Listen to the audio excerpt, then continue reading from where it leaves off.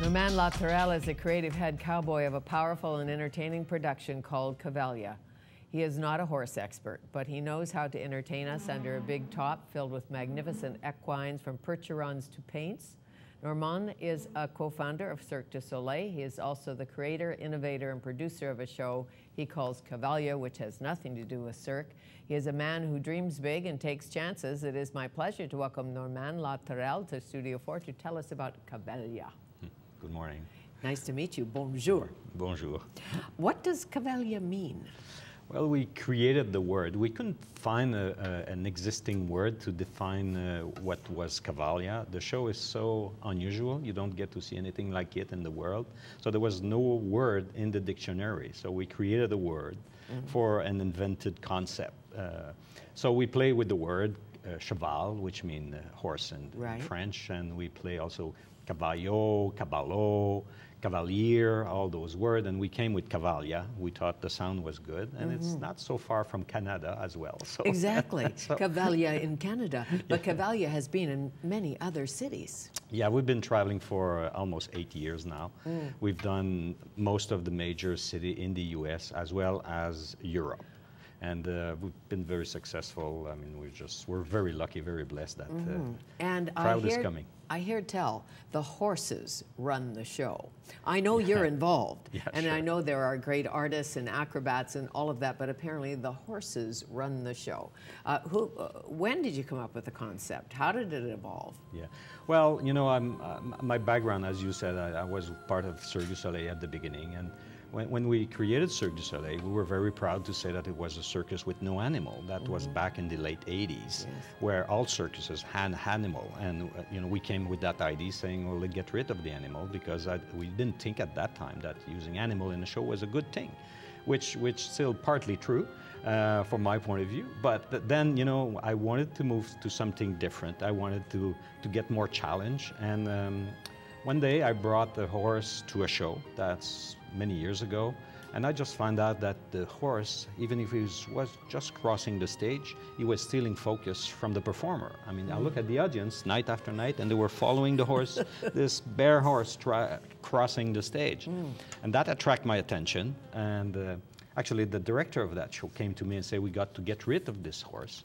He's stealing focus. It's like having a kid. Yeah, and we have an expression in French we call bête de scène. You know, when you have a comedian that is very strong, we call him bête de scène, which is beast of stage or something like that. There must be a translation in English. So I answered him, I said, well, if the horse is stealing focus, it's because he's a real star. So I started to add horses to this show, and I started to buy horses, and I had no clue about horses at that time. Well, that's the funny part. So you had to do some research. Obviously, did you go to the rodeo? What did you do? I've seen everything. I've started. It took me about 5 years of deep research to find out about horses, who they were. First, I was very attracted by the aesthetic of the horse. I thought, just looking at a horse solely, I thought it was the most beautiful animal on earth.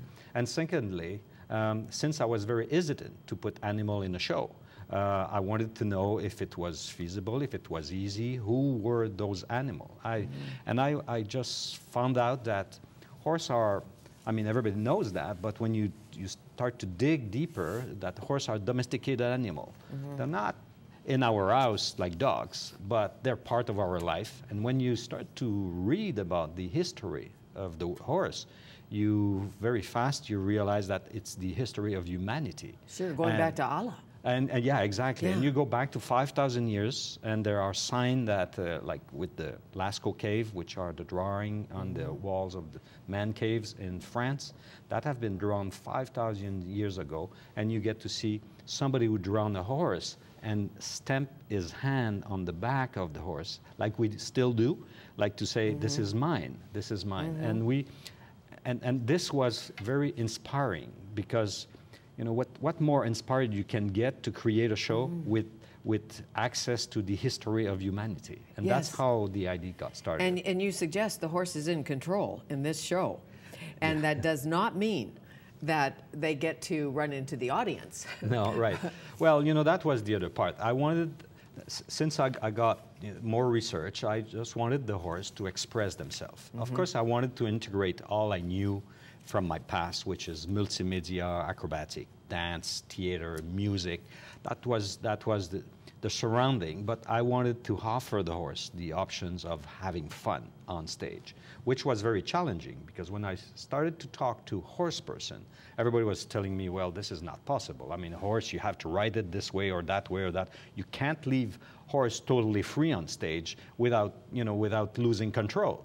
And because my innocence, because I didn't know nothing about horses, I say, yeah, well, let's try it. I mean, everybody in the horse world say that's not possible. But at the same time, if we don't try it, and we have to go as far as we could in that direction. And my team at that time was a dream for freedom, because my storyline was very simple, men have stolen the freedom of the horse to get more freedom for himself. So now that we don't need the horse for labor or for war or for work and for doing greater distance because we replace the horse by the horsepower, sure.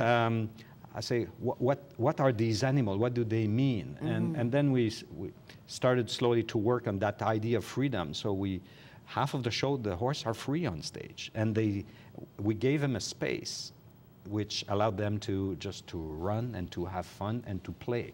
Because the horse, their mind is about playing. They like to play. And when the lights go up and the music sounds, the horse knows. Oh, they knows. When there is audience, they know. And they don't act the same. They act differently.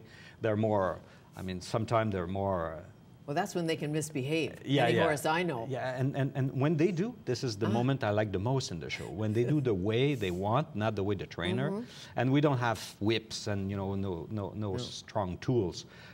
So all that is part of, I would say, improvisation between humankind and horses. Who trains the horses? Well, we have equestrian director. We have the riders. Some of the riders, they're the one who train the horses. Okay. The equestrian director has a very important part because the philosophy behind to train the horses is very soft. So we have, which is not the case in every horse world, but at Cavalia, that's the way it is. Sure, you don't break a horse, you train a horse. We train a horse, right, and yes. Occasionally blow up a horse's nostril if they're misbehaving. But when you went to France and you met Pignon, yes. and his wife. He had a connection with the horse. Yeah, in my research, I look at a lot of video and and I went to a lot of shows, and I met those two people who were the first equestrian director of Cavalia, who teach me almost everything about horses. And they were more open-minded than anybody else I've seen because they were working with the horses based on ethology, which is the search of the behavior of the horse in nature. So they tried to reproduce on stage or with the relationship, they tried to reproduce what they witness in nature. And this is where the horse get a lot of comfort because they seem, we don't bring them to the human world, we keep them horses. And even if the human world is surrounding them, they have comfort because they're not frightened, because they feel that we're doing their way. The logistics of moving the horses. Tell me how many you have in the production. We travel with 50 horses. 50 horses? Yeah, and it varies from 50, that's the minimum, and sometimes we go up to 65 because we rotate the horse. We have a farm in Quebec and we have 100 horses there that are on training and they get to replace the touring horses. Okay, so you have Percherons and you have Paints and you have Appaloosa. Well, we have a lot of, in the show, the actual show, we have a lot of Arabian. We have a lot of Spanish purebred. We have a lot of, like the one you see right now, it's Arabian. We choose the Arabian because they're very playful. And you get to see Silvia Zerbini. She's the trainer of those horses. So she worked like the horse are in herd. And she really, with her voice and some movement, she tells the horse what to do. Sometimes they do, sometimes they don't.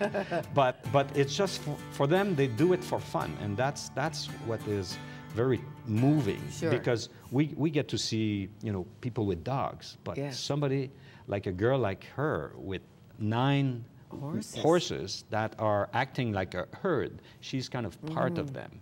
So it's a lot of fun to witness. The At the same time, integration and the connection. And she's not a horse whisperer, but they, well, first of all, I have never seen an Arabian that was ugly. Yeah. That helps. It helps to have some beauty in the show. And, Absolutely. you know, they're not jugheads. They don't look so bad.